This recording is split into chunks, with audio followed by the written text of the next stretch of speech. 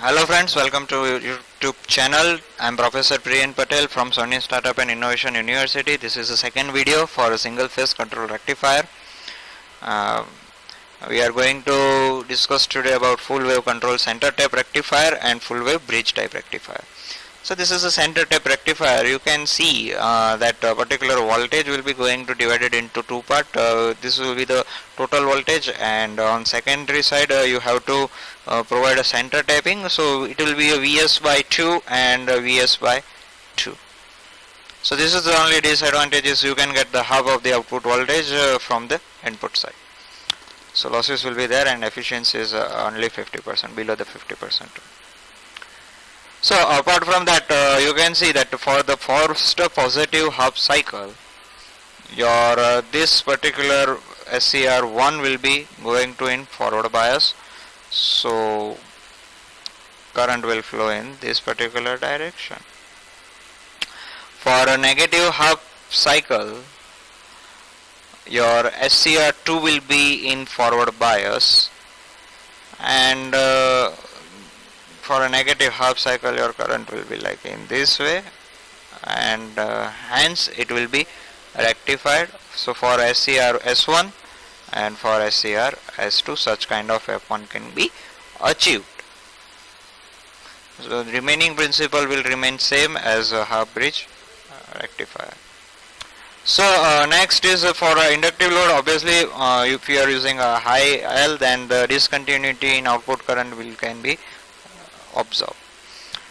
So here the rectification operation can be achieved till 90 degree, right? So in this particular section you can get a rectification controlling technique. So by providing firing angle from 0 to 90 you can get a rectification, but if you are going to provide 90 to 180 you can get inverted output voltage. So this is the fundamental thing that you have to understood.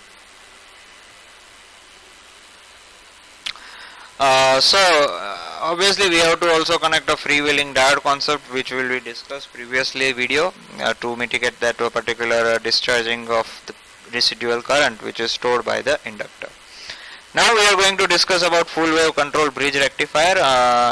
Here you have to use 4 individual SCR to control the output voltage, and you have to rectify that particular output voltage. So when SCR S1 and S2 will be on, SCR S1 and S4 will be on, that particular time this output waveform can be achieved.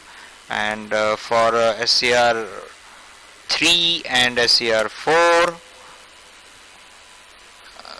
such a way you can control this particular output. So this is a very basic funda that you might understood very well by using our previous videos, and the conceptual discussion in the theory session as well practical session. Simulation will be also going to carry down in nearby future. So this is a total inductive voltage output, and to mitigate this particular inductive output voltage we have to go further. Another rectification and inversion will be there, just like in semi-bridge rectifier. And in nearby future we are going to discuss about dual converter also. Thank you.